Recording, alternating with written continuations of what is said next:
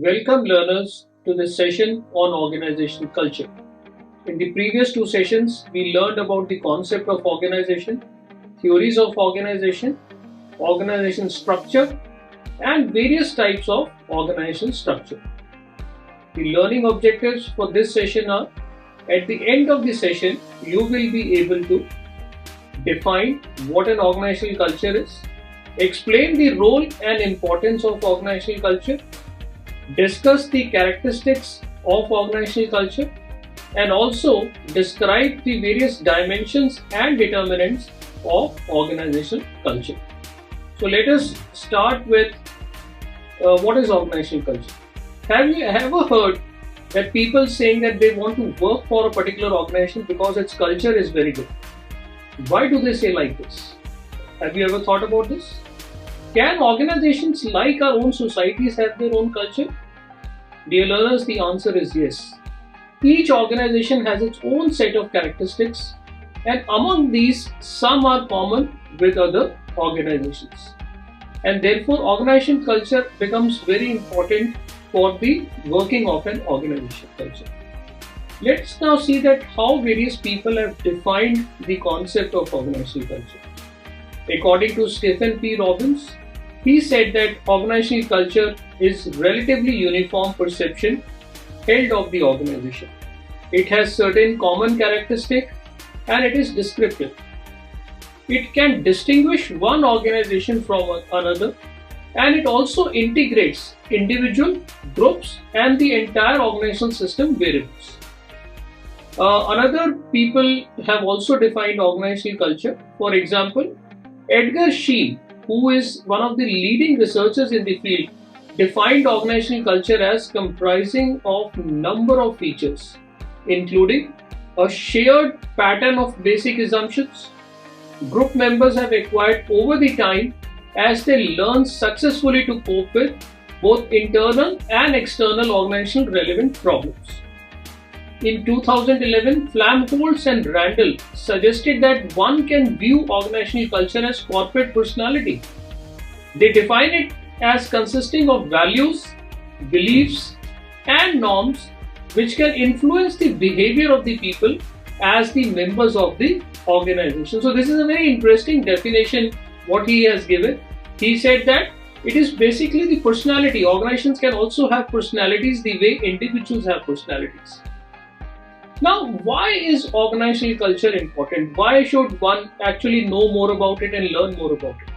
There are various reasons for this. Number one, understanding organizational culture can increase employee engagement. A good culture can result in decreased turnover, which means people might not leave the organization. It can also result in a very strong brand identity, right? So, concept of organizational culture can actually help in building a strong brand. For example, corporates like Tata's have been able to establish a strong brand identity. And a good organizational culture also motivates employees, and hence it can result in elevated productivity. A good organizational culture can also result in a healthy team environment, and therefore people working in the organization would feel really happy and good to work for that particular organization. Let us also look at what is the role of organizational culture. Dear learners, the culture at any organization set expectations for how people behave and work together and how well they function as a team, right? So teamwork is very important. So this will really help you to understand that how people come together for a common goal. Also, culture can actually break down the boundaries between siloed teams. Yes, in the previous session, we discussed about various types of organizational structure. So if people are working as individual groups in silos, a good culture can actually break those boundaries. It can also guide people, and especially the top management, for decision making purpose and improve the overall workflow within the organization. So hence, a good organization culture will result in smooth functioning of the organization, which can help the organization in the long-term growth. Let us now look at what are the various characteristics of organizational culture. So number one, it involves innovation and risk taking. Now what is this? This basically corresponds to that what is the degree to which employees are encouraged to be innovative and take risks. Dear learners, you know that in present times, especially after the pandemic, a lot of corporates have realized that the organizations need to think innovatively. They have to work creatively. So a good organizational culture which promotes innovation and creativity would always have employees who are engaged and motivated enough to contribute towards the growth of the organization. Number two, it calls for attention to detail, which basically means that it is the degree to which employees are expected to exhibit precision, analysis, and attention to detail. So which means that the employees working in the organization will look at all the micro level issues and basically work in detail. So it's not the casual approach, but rather the people working in the organization would look for even minutest of detail whenever they are taking certain decisions. The third parameter is about outcome orientation. Now this corresponds to the degree to which management basically focuses on results or outcomes rather than the technique and processes. So it basically means that are you focusing on ends or are you focusing on means?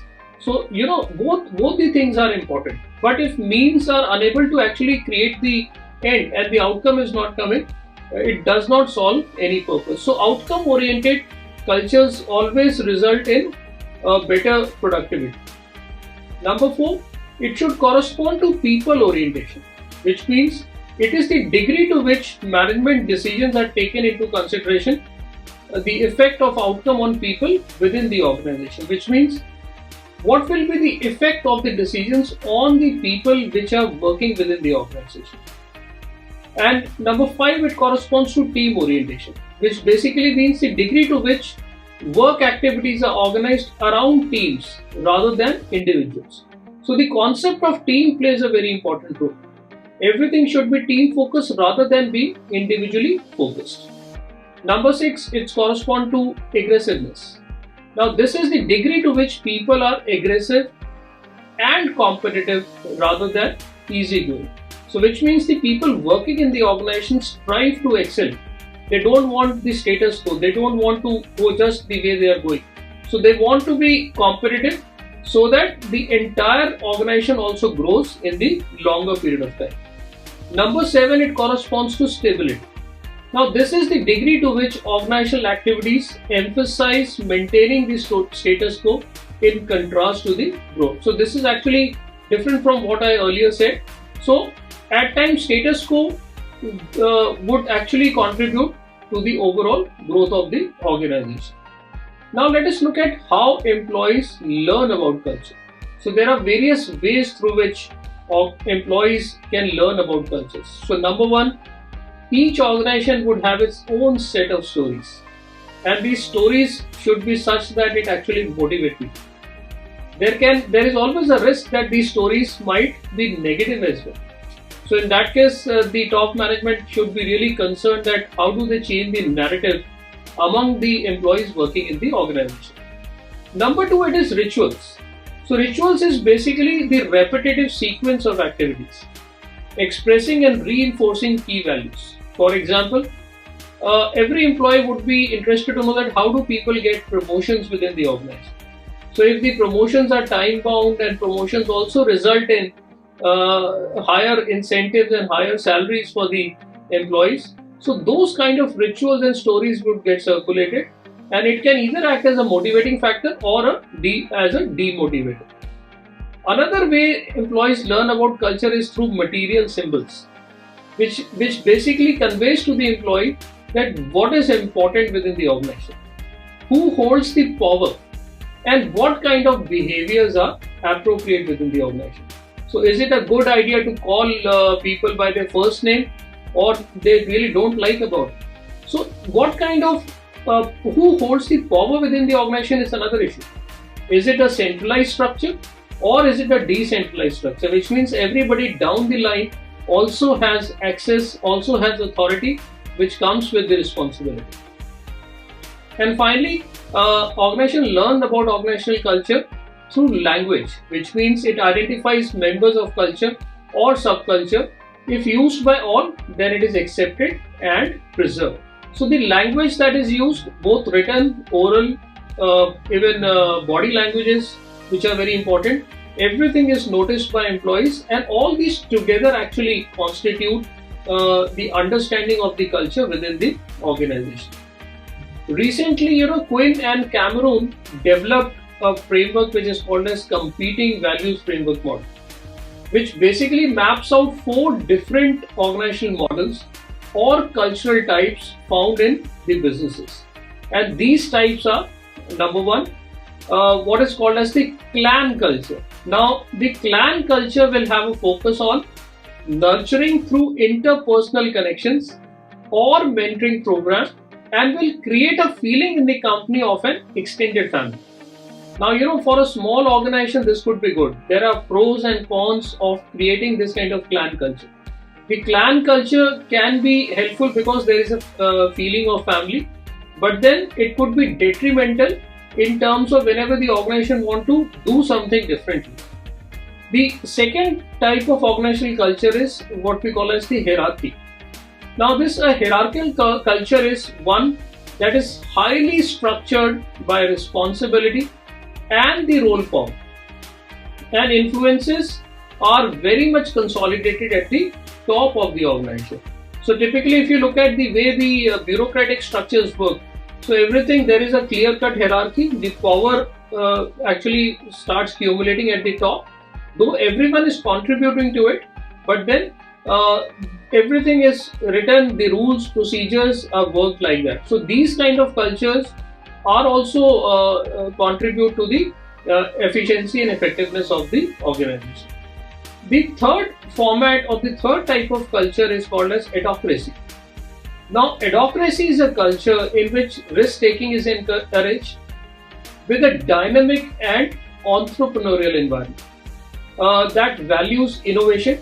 In this more modern and dynamic organizational structure, all the employees are given incentive to contribute regardless of their rank or role. So in travel business, this kind of culture can really be very good for the organization, because now employees feel that they are participating in the process of the growth of the organization. They are rewarded for contributing something differently.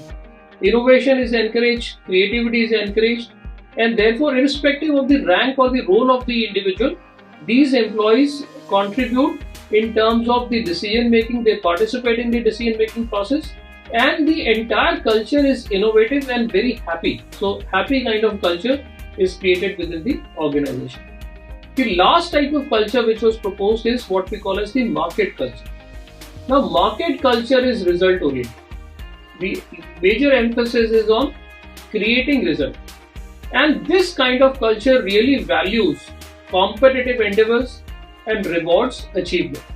So in this kind of culture, the employees are motivated to keep on performing, keep on excelling, and all the incentive structures are generally valued.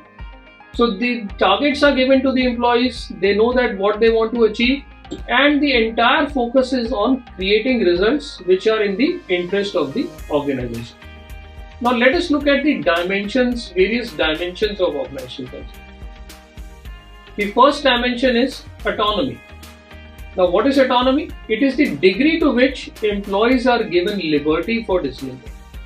So do they have enough authority, enough autonomy to decide, make decisions for themselves, or with dealing with the subordinates, etc., or even external stakeholders, for example, customers. So what is the kind of authority the top management thinks is to be given to the people down the line? So that kind of autonomy also contributes to a very healthy organizational culture. The second dimension is about rewards. So this basically pertains to that where, how, and to which degree an organization rewards individuals. When people work for an organization, they are always looking for some incentives and rewards in return to the work that they do, whatever are their contributions. So the organization culture, which has explicit and very clear reward policy, would also give a clear-cut direction to the employees in terms of what they have to do, and if they do a particular task or accomplish a particular task, what kind of rewards will they ultimately get. The third dimension of importance is conflict. Now, when two or more people come together, conflict is bound to happen because of the differences in interpersonal relationship. So, what is the level of conflict within the organization, or what are the interpersonal differences that exist within an organization is another dimension. And for top management, it is very important to understand these dynamics, because if you really do not understand the dynamics of conflict within the organization, the conflict can actually contribute to the negative growth of the organization. It can become detrimental for the overall performance of the organization. The fourth dimension of importance is risk taking. Now, this indicates that what is the amount of freedom that is given to an individual for trying out new ideas without a fear of ridicule or punishment, right? So that innovative culture should also motivate people to take risks, and top management should encourage people to try new ideas, right? So unless and until they try new ideas, how will you know whether the idea will really work or not? And many people in the organization do not try out new ideas because there is always a fear of what? Either they would be ridiculed by people or peers or top management, or there could be punishment also. So they prefer that let us maintain the status quo and not do something which is totally different. So risk-taking environment should be created within the organization so that employees feel more participative, they take risk and also contribute to the overall growth of the organization. The next dimension of importance is congenial atmosphere. Now this basically refers to the support and incentive given to an individual member by other organization members. Now this kind of issue is very important, right? So organizations where the social support system is very good, you will find that these organization employees work better within the organization because they know that there is some kind of support system by other members, and there is a kind of feeling that we are one and all of us are contributing towards one single goal. Now let us look at the various determinants of organizational culture. Now the various determinants of organizational culture include: number one, organizational structure, which is very important. The way you create a structure. In the previous session we discussed about various forms of structure. So structure is one of the factors that contributes towards the nature of culture that you want to build within the organization. Number two, organizational policies. What kind of policies do you have? Policies in terms of promotion, policies in terms of incentives, policies in terms of even punishment, for example, right? So the employee should know that what he or she is supposed to do, and in return what will be the reward or punishment that he or she might get. Then number three, organization size. It has been found that generally as more people come together, as the size of the organization grows, there is a possibility that the individual subculture, there could be subcultures within the organization. So a deliberate attempt by the top management has to be done in terms of what kind of culture they want to create within the organization. So as the size grows, there is always this risk that organizational culture might not go the way top management really wants it to build. Number four, the leadership style really influences organizational culture. So it is said that the way top people behave, automatically people down the line, their subordinates tend to copy the leader. So the way the leaders act, leaders have to just not say, they have to really live and act according to the culture they really want to build within the organization. Number fifth, it's the financial position of the organization that can also really affect the organizational culture. Whenever the money is flowing into the organization, everybody tends to feel more secure. But in case if there is a financial crisis, how people deal with those crises and how they decide to come out of that particular crisis can also influence the organizational culture. The overall organizational behavior, how people really behave within the organization, can also contribute towards either building of the culture or destroying the existing culture. So these dynamics are to be really understood whenever somebody wants to really build a good organizational culture. And of course the managerial values. So what leaders think and how do people below the line, the managers think, would really affect the organizational culture. Now what can be done to influence organizational culture? Number one, it is important to diagnose what is the current culture. Then you need to think about what kind of cultural shifts are required if you really want to build something new.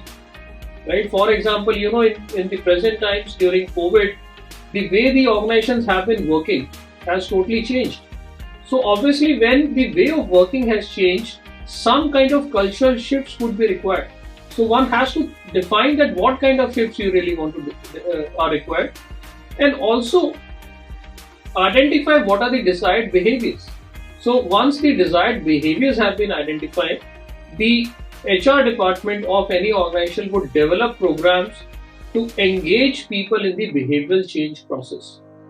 And the top management has to really role model. They have to come forward and exhibit that this is what we are looking at. This is the type of culture we really want to build, and they should work like role models. And finally, once that is done, all the alignment of system and processes are to be done to the new culture that you are building. So dear learners, in this session we discussed in detail about the following things.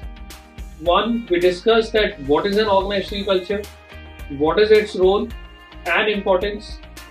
We also discussed about various characteristics of organizational culture, and we also highlighted few points how employees can learn about organizational culture, what are the various types of organizational culture, and at the end we discussed about the various dimensions, determinants of organizational culture, and also if the organization want to change to a new culture, what are the steps that are required to influence the organizational culture. Thank you.